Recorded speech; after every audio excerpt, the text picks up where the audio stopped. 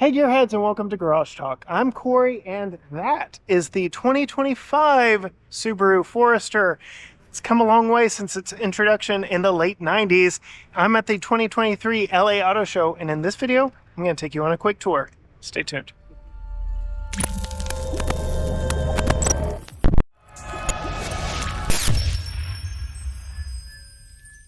All right, Gearheads, I said it. I am at the 2023 LA Auto Show where Subaru just unveiled the newest version of their one of their longest running nameplates. I'll get it out here in a second. Dating back to 1997, the Subaru Forester is the most awarded Subaru model that they have in their lineup. And for 2025, we get an all-new model.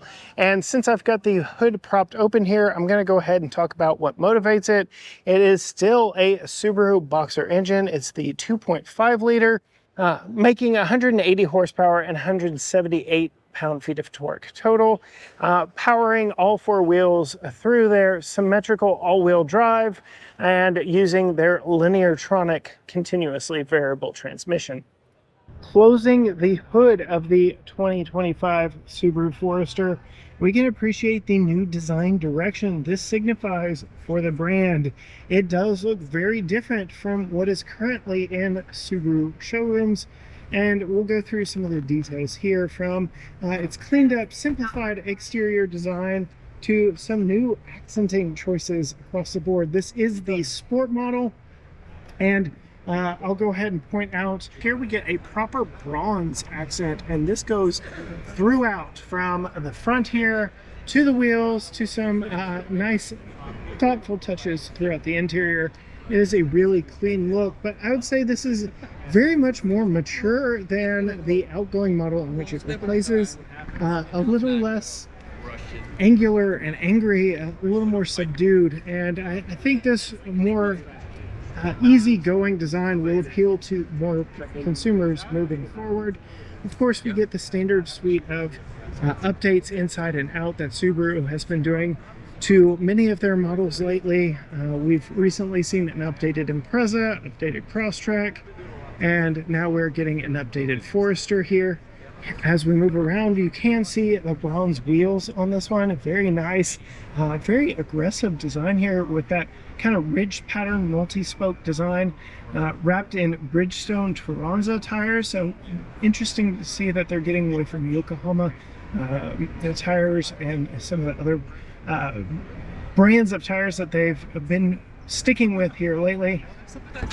Looking for the tire measurement on these, they are 235/50 R19s on this Sport model.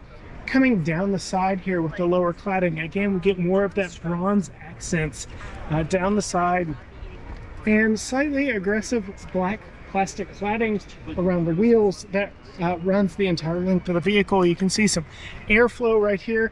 Just an interesting look on this Sport model in this very nice upscale pearl white.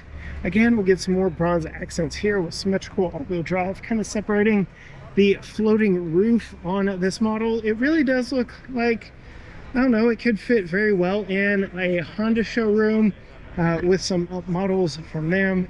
I don't know, it just has a cleaned up, very favorable design. It's not overly offensive, but it isn't overly daring either. Let me know your thoughts on it in the comments down below. Back here we get LED lighting.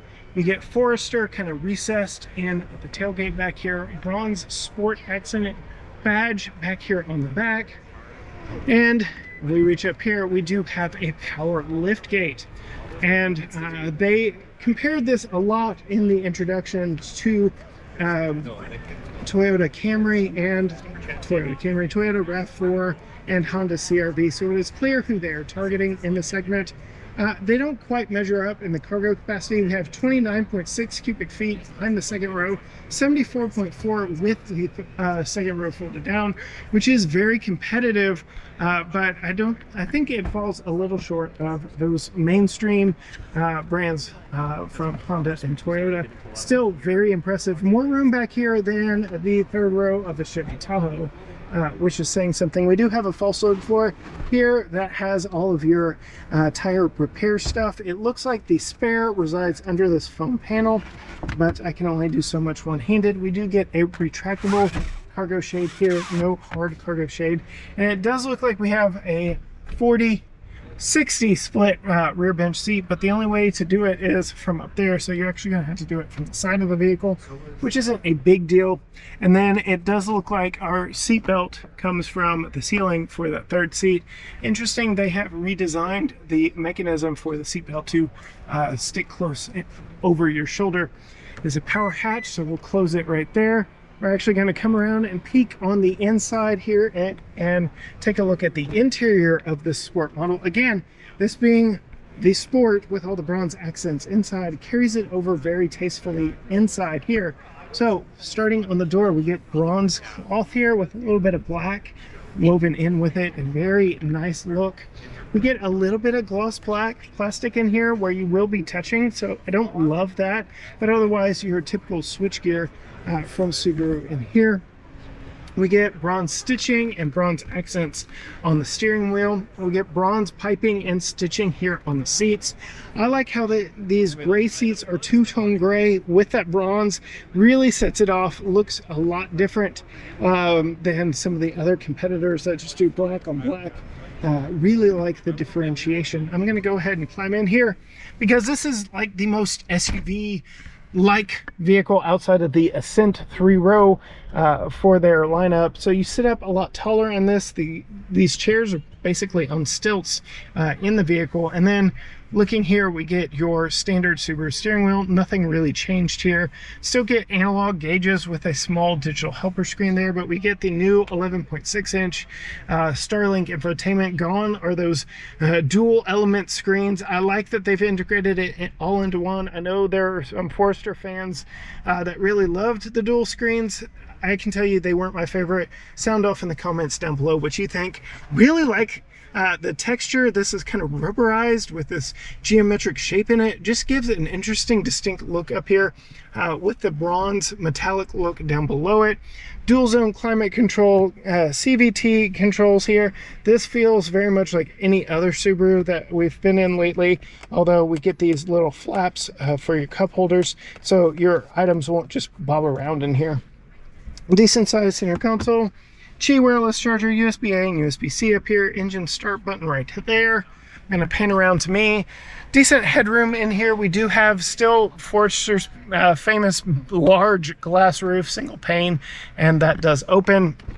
We're going to go ahead now and pop around back behind myself at 5'10", show you what the back seats look like. I'm going to go ahead and turn my lights on because it does get a little dark back here. Hopefully we'll still be able to see. Again, still two-tone gray seats. I'm going to sit behind myself, and again, you kind of sit up in this. The action of getting in was almost up, not even necessarily straight across. We get dual level map pockets with the cell phone, tablet holder, and paper, whatever. You get that on both sides. Air vents on the back of the center console, which is nice. USB-A and USB-C here. And again, that large pane of glass that does open. We also get the bronze accents along the sides, bronze accenting on the seating, fold down center armrest with a couple cup holders back here. There is a quick look at the 2025 Subaru Forester with its 2.5 liter boxer engine under the hood, linear-tronic CVT, and symmetrical all-wheel drive. If you want to see more videos from the LA Auto Show, be sure and hit that subscribe button down below. Ring the bell so you're notified every time a new video drops. Find us on all social media platforms, Facebook, Instagram, Twitter, X, TikTok, YouTube, everything at GT Garage Talk, or go on over to gtgaragetalk.com. But as for me, in the 2025 Subaru Forester, until next time, bye.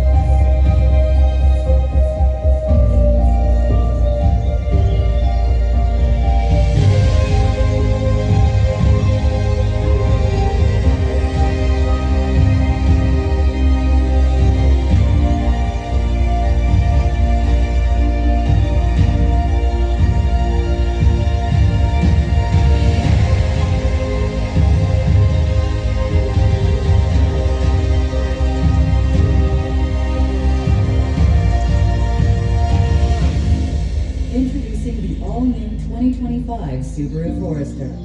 Look what love can do.